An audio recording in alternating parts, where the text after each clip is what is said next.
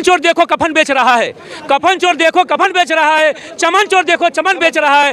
पारुए बनाया था जिसका वतन का, हम सबने मिलकर वो दिल्ली में बैठा वतन बेच रहा है, वतन बेच रहा है। আমাদের দাবি 100 দিনের কাজের টাকা দিতে হবে, জব কার্ডের টাকা দিতে হবে, আবাস যোজনার ঘরের টাকা দিতে হবে, এই হচ্ছে আমাদের দাবি।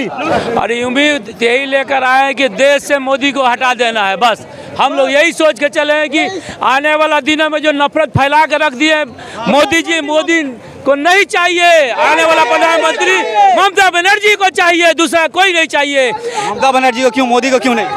अरे मोदी को इसलिए नहीं किया, मोदी को इसलिए नहीं कि आने वाला दिनों में जो नफरत फैला दिए, भाई भाई से झगड़ा लगा दिए, देश में सब राज्य को बांट दिए, हम सब लोगों को बांट दिए, इसलिए नहीं चाहिए। ममता दीदी ऐसा नेत्री है कि देश में मिलाने का काम कर रही है, सबको लेकर चलने का काम कर रही है। डेवलप कंट्री होगा सिर्फ पेपर में जो गरीबों का हक मारा जा रहा है, जो लोगों का नौकरियां खत्म हो जा रही है।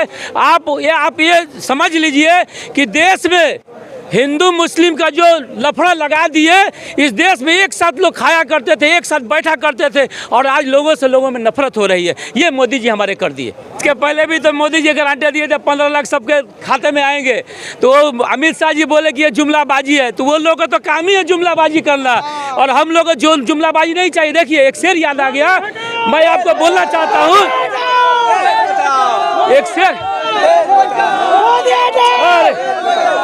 एक शेर याद आ गया कि कफन चोर देखो कफन बेच रहा है, कफन चोर देखो कफन बेच रहा है, चमन चोर देखो चमन बेच रहा है। पारुए बनाया था जिसका वतन का, हम सबने मिलकर वो दिल्ली में बैठा वतन बेच रहा है, वतन बेच रहा है, वतन बेच रहा है। आज ममता बनर्जी क्या उम्मीद लेकर के आए, क्या भाषण देंगे? ममता बनर्जी आने वाला दिन के प्रधानमंत्री होगी, और हम लोग ये चाहते हैं और गर्व से बोलेंगे कि ममता बनर्जी बंगाल की नेतृत्व पूरा हिंदुस्तान का नेतृत्व कर पाएंगी। इसके अलावा किसी पर हम लोगों का भरोसा नहीं है। কোথা থেকে এসেছেন আপনারা? আমরা ক্যানিং থেকে এসেছি, ক্যানিং থেকে। কি দাবি নিয়ে এসেছেন? আমাদের দাবি 100 দিনের কাজের টাকা দিতে হবে, জব কার্ডের টাকা দিতে হবে, আবাস যোজনার ঘরের টাকা দিতে হবে, এই হচ্ছে আমাদের দাবি। আজকে মমতা ব্যানার্জির ভাষণ শুনতে এসেছেন এই জনগর্জন সভায়, কি আশা আছে মমতা ব্যানার্জি কি বক্তব্য দেবেন? ভালো, আমাদের দিদি অনেক ভালো, লক্ষ্মীর ভান্ডার টাকা 500 টাকা থেকে 1000 টাকা 1200 টাকা করেছে। জয় বাংলা, জয় বাংলা। ये है जो ममता बनर्जी हमको जो ऑर्डर देंगे, जो इलेक्शंस आ रहा है उस पर हम लड़ाई करेंगे मोदी के खिलाफ। जिस तरह से संदेश खाली को मुद्दों को लेकर के बीजेपी ज़्यादा हाईलाइट कर रही है, उसको टारगेट किया जा रहा है, और इस बीच में तपस राय एक टीएमसी के कद्दावर नेता बीजेपी ज्वाइन कर लेते, इसको लेकर क्या कहिए?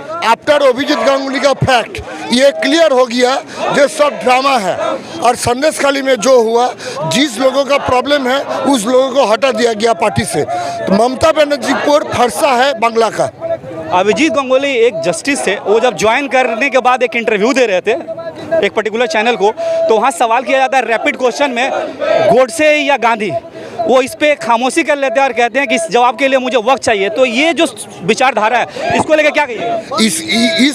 इसके लेकर ये क्लियर हो गया है जो उसका पॉलिटिकल कोई आइडेंटिफिकेशन नहीं है, कोई मिथ नहीं है, सिर्फ उम्मीद ये है पर्सनली स्टैंड होना, इसलिए वो पॉलिटिकल्स में आ रहे हैं। आम लोगों का भी ये कहना हो गया है इसके बाद से कि इन्होंने जो 1 साल तक जो तृणमूल सरकार के विरोध में जो डिसीजन दिया है, और भी बहुत सारे मामले, कहीं ना कहीं ये बीजेपी इसको पोलराइज करके पूरा ये क्लियर हो गया जो बीजेपी पोलराइज किया है अभिजीत गांगुली को, और अभिजीत गांगुली जस्टिस होने के नाते वो विचार व्यवस्था के कलुषित किया। क्या लगता है ये जो आज जनगर्जन सभा है कितना असर डालेगा 2024 चुनाव? पूरा का पूरा 42 हमारा वेस्ट बंगाल में 42 हम लाई लेंगे, और ये पूरा इंडिया में एक न्यूज़ हो जाएगा जो इतना लोग, इतना ये ह्यूमंस खिलाफ है मोदी के बारे में।